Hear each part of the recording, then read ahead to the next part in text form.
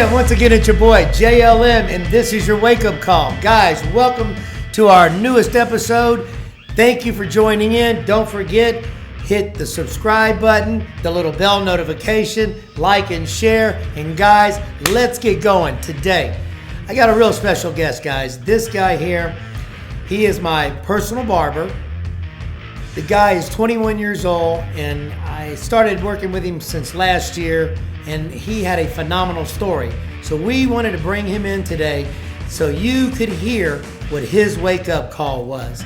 Thanks for joining us. Hit like, subscribe, share, and here we go.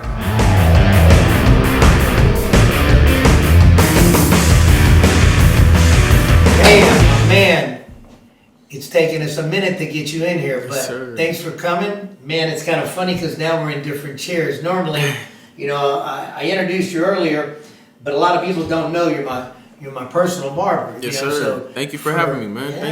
Thank you for coming. We juggled this out. I think you came in off the road. I came in off the road. So yeah. Crazy.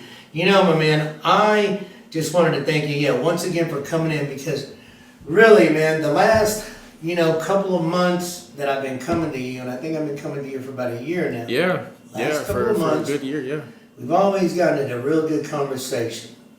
And when we put this wake-up call together, it was for people that, had a wake-up call. Yeah. I've had numerous wake-up calls that I've overlooked and then had to literally, pay my dues to realize what that wake-up call was all about. And it just really amazed me because when I sat with you, we really didn't talk a lot. But I could always see you on the phone. And I noticed you had your equipment in the background. Yeah. I noticed when I walked in the shop. And I think that day I remember, I pulled up real quick because I was in a hurry, had to get a cut because I was going, I had a cord or something like that. I had to sit on that day. Yeah. And you're like, okay. And you're like, okay, let me get you in. Yeah, I got you. So I came back, and it started out real serious, and then I would dress differently, so I could tell, but you always stayed real professional, and I could tell you were always businessy. Yeah, I got to know what type of clientele that's walking really through the door. Yeah. So I was like, okay, and then as we got to talking, I'm like, man, this guy, and I say this with all respect, I'm like, man, this kid, because I thought you were really young. I'm like, man. And then when we started talking, you started telling me your story, and I'm like, hold on, man, this 20, and I think you, if I'm not mistaken, you just had a birthday. Just by 2 So I'm like, okay, this kid's having a birthday. He's 20 years old. He's got his own barber shop. So I was really impressed with that. Yeah. So I sat with, the guys that helped me with the wake-up call, know, and I explained the story, because eventually we started talking. Yeah, of course. And it dawned on me, I said, this guy would make a big impact on my viewers, because I've got viewers from a little bit of all ages. Yeah, all my types of main ages. concern, Raheem, is the younger people. I look at you and I see you you're very successful. I look at that, but I also know. I think when we first talked, I'm like, well, have you ever been to prison? And you're like, no. Nah. I haven't. I've gotten in trouble, Mario, but never went away. And we talked, and I explained to you, I went to prison twice, state and federal. And you're like, no, Mario, I didn't get in that much trouble. I'm like, thanks a lot. But, it really impressed me, Raheem. So I really appreciate you coming to the show. But I really want you to tell these viewers out there, what was your wake-up call? What did it take for you to not go down the road that we see a whole lot of kids going down these days? What made you go from here to here? Oh, yeah.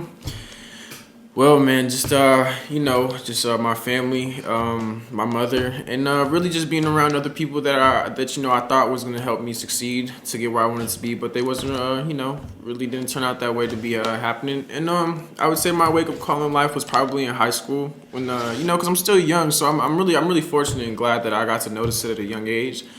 But man, my friends in school, they used to go out there, just regular teenage stuff, skipping school, doing all this other things, and then it just kind of got out of hand from there. It went from 9th grade skipping school, all that, to oh, there's a senior over there. Now we're stealing, robbing, doing this, doing everything So when like that. So it kind of started 8th, 9th grade. Yeah. So I can relate to that. Yeah. They put us all in one big school on the other side, and I'm from Galveston, so they put us all on one big school. So if you were growing up acting kind of silly with other guys, man. you were there. Yeah, especially if you're I'm from Killeen, Texas, so we're a real small spaced area, just like Pflugerville, but just more people. So anything you do over there, man, you're really known around the whole town. So whatever you were doing there got out, and just hanging around the wrong crowd all the time, man. Just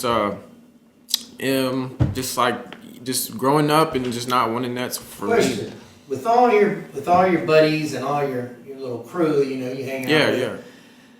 What kept you from going in the direction they were going? Because it's easy, Yeah. Of course, it's easy going there. It's just knowing that it doesn't last forever. Knowing that the type of money they're making, it doesn't last forever. You can, you know what I'm saying. The type of life you're living, there's no guarantee, no tomorrow. So, just me not wanting that, and just me wanting to be just better. And then once I started my entrepreneurship and just my barbering business and my studio. Just they just exit out one by one. Everybody just tends to go away, and it sucks, but it's really better for yourself in the end because it's really just beneficial. I'm gonna ask you a touchy one. What kind of trouble did you get in? All right, so I would say probably around 11th grade, probably like 17, 16, because luckily, God, just because I was so young, kind of got out the trouble, But yeah, man, me and my friends, just going around everywhere, just breaking and entering in the houses, just just doing smaller stuff like that, and then getting the police called on us, then they pull us over, Sounds like my paper route when I was like 14.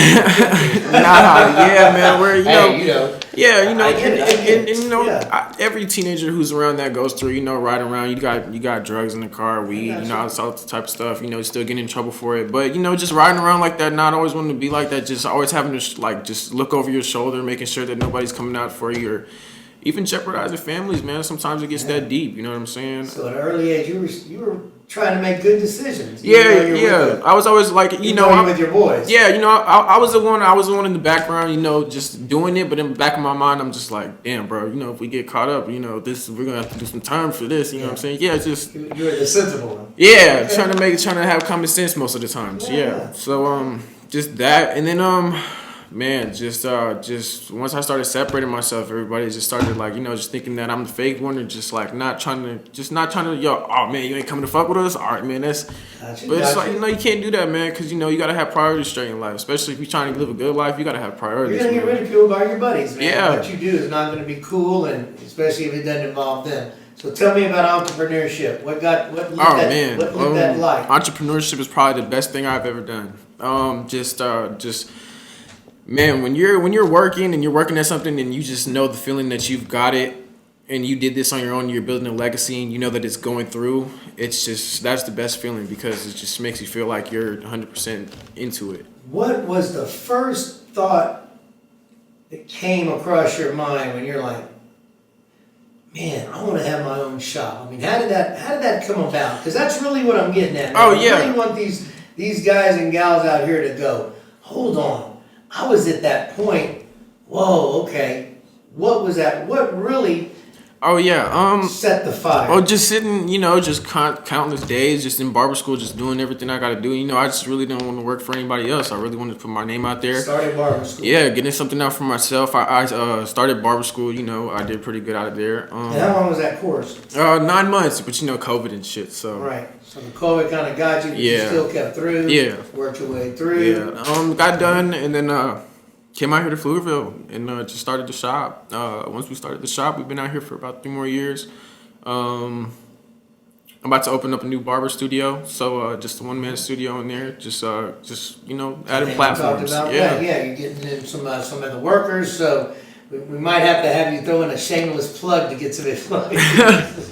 But yeah, see, and that's most people aren't thinking like that right now, especially 18, 19, 20. You see a lot of things going on out there, and everybody's chasing the dream, but it seems like it's the wrong dream. Yeah. The fast money, the quick money. Yeah, because of course it seems. Why put yourself through all that when Man, you can make that Yeah, money man, it real seems quick, and then and you know, to everybody, to the young mind, it seems easier. You know what I'm saying? To everybody, it seems easier.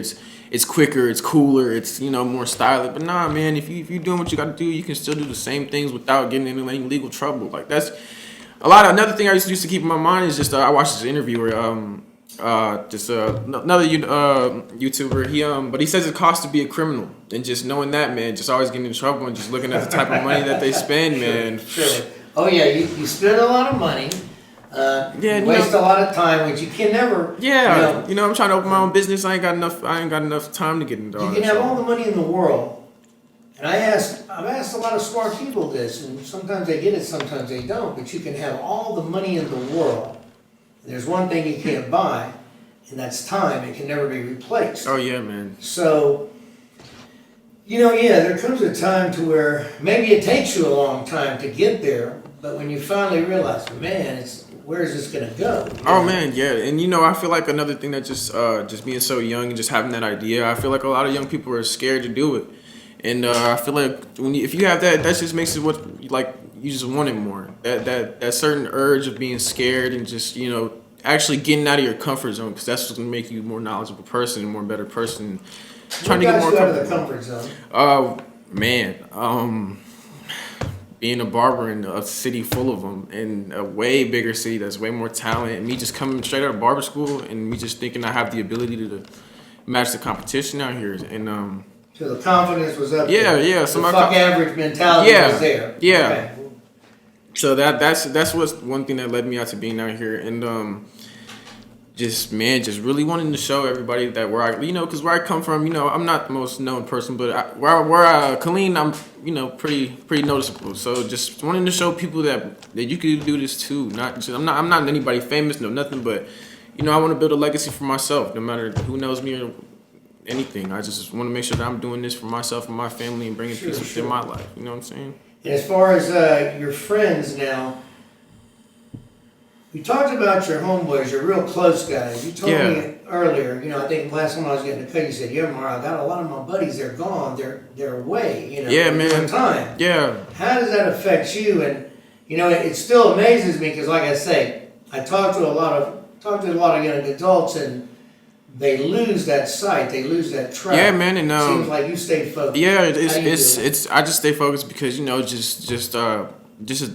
I could have been vulnerable to what they were doing and just being there and just seeing the outcome of me saying no, and then just them getting to one of my closest friends, man. I used to play AAU basketball a lot since like 7th grade, and I met him, man, since we was like kids, man. I know his mom, his brothers, and everything, man, and we just grew up. Senior year, he got locked up, armed robbery, and then ended up beating somebody with a gun. And yeah, man, he got about like 9 years in Dallas Penitentiary. So, damn, just seeing things like that. And, I grew up with him, and just not hearing from him for 9 years, having to send money to his commissary all the time. That's not what I'm trying to be. I'm trying to be the person that's on top, helping people out, trying to get out of that predicament, not give into it. You know what I'm saying? Yeah. Make a difference. Of course, making a difference. I really believe, man. I mean, a lot of people are running around crazy right now because the world we live in and the things that are going on are kind of shaky. But if we all work together, and I really believe that, you have to have these stories in order to get where you're going and truly help others. Oh yeah, man. I'm a firm believer in, everybody lives the same life but a different story. Everybody has a different story of the way that they had their wake up call. And what's going to be next for Raheem? Man, shoot. Opening this studio for sure. Just trying to get my a little more viral up on the internet. Where's the studio gonna be? The studio's gonna be in Pflugerville, Texas. Right off the street of 3 Points Plaza. Right inside. Right in there. It's gonna. Where's your studio again? Oh, my actual barbershop. Yeah, it's on Pecan Street, right there off Pflugerville, Texas. Still, right there off Pecan Street in 3 Points Plaza. But yeah, man. This is gonna go live, so you can throw an address out. Oh yeah, man. Okay, 2700 West Pecan Street. That's where the barbershop is. Sunday through. Sit you in this chair, man. We're gonna make a difference. We're gonna have some people pick up on what you're putting down, and hopefully they'll come out and see you, man, so they can, experience the scissors. I'm gonna ask, man, if you had any advice, man, any advice Oh, to yeah. tell these folks out here, these young adults, what would you tell them, man? The number one advice I have to give somebody that is really looking up, trying to do better for their life, and really, just in case you're stuck where you're at. I was the guy that was stuck inside. I'm sitting in my car all the time, every night. Just sitting there smoking a blunt, just thinking about what I want to do in my life, and really just having to drive, and really just being like not scared, but on the edge of just wanting to do better and just taking a risk and stepping out that comfort zone. So when you're feeling a little uncomfortable with what you're doing, that's a good sign. Don't ever think that it's going to be a bad sign, because that means you're just getting more knowledge and learning new things. That's going to benefit you at the end of the day whenever you try to do what you got to do. So another thing is just never wait on nobody, man. Never wait on nobody, because nobody would wait for you. And time, you can, like you said, man, you can't get time back. The only person responsible is you, right? Yeah. That's the only person who can put that key in the door. Not the politicians, not the friends, not the family, but you. Man, that's a strong story, strong comment, strong presence, man. Appreciate that, man. I'll And I just want to say, thank my mom, man, because she really raised me to be the man I am with this type of mindset. Special thanks to my pops, because he's a big help to the barbershop, putting me where I am. But just like how you always say, man, you could lead somebody to the water, but you can't make them drink it, man. And I lived to that, man, because I've always took the initiative to making myself wanting myself to be better all the time, every day. I wake up trying to be better. Not everybody wakes up happy, motivational, all the time, man. But you can't let that ring out your day. We all got stuff going. I noticed that. I do talk to you about some things. There's been times when you had some things going. Yeah, of course, yeah. The hands are still they're steady. Yeah, it never stops. Yeah, it never stops. That's but we always go through, and everybody, it's funny, young or old, we always go through just all this stuff in life. And truly, man, if you make the right decisions, the right choices, while the narrow road is going to be uncomfortable, and truly, the right decision is always going to be the hardest, because the easiest is the easiest. Yeah, man. I think you're on the right track. Yeah. Literally, I don't think we've talked in 20, 30, 10 years, man, make the right decision in the next 9, and you could write your own ticket, at 30. Yeah, man. And you'd be able to do a whole bunch of stuff for everybody else. It seems like I've already heard that coming from you, so you're right on the right track, man. Yeah, so, thank you, man. Other than that, man, any questions for me? Anything else you want to say to the audience? One question I have for you is just, how did life treat you after you got your wake up call? My man, good question. I tell you what, man, I had a lot of friends, I had a lot of acquaintances, a lot of family. When you get that wake up call, you'll realize that you're doing things a whole lot different than you were. Definitely, yeah. I do realize, man, that I'm doing things a whole lot different now because my mindset's different. For some, man, that people love that. They like it. For others, it makes them uncomfortable. Yeah. So like I told you, you're going to have to learn to say no and really get used to that uncomfortableness, because you're doing something, man, that nobody else is doing it, and some don't want to do, and that's get to a higher level. Of course. A lot of people are okay with right here. It doesn't seem like you are. Yeah, and a lot of people are just going to be with standing the bare minimum of things. Exactly. A lot of people, man. I don't sit by and let that happen. Yeah, man, you're going to want to over-exceed. You're trying to do another studio, more this, more that. Mario, can we learn about stocks? Can I learn about this? Can I learn about the trading? Sure, man. 21 from here to there, you got it made. Oh, yeah. If I knew what I knew then, at your age, oh, man. Oh, yeah. If I had a Mario, I'd be great. Oh, yeah, man. Another thing I have to say is just, man, a lot of older people. I feel like another reason why I have this mindset is just because a lot of older people in my life, I've always been around a lot of older people, so they've always just trying to get me on like the actual game of things in life, and they say put 5 millionaires around you, you'll be the 6th. Yes, sir. So, just like that. Man, I really appreciate you coming in. I really appreciate you. I believe the audience is going to love this one. Appreciate it. Yeah. I'm sure I'll walk through the doors again, but man, if it's okay with you, we're going to wrap this one up. Oh, yeah, man. I appreciate you, man. Make sure you stay on the right track and yes, sir. keep those hands steady. Thank you, man. Thank you.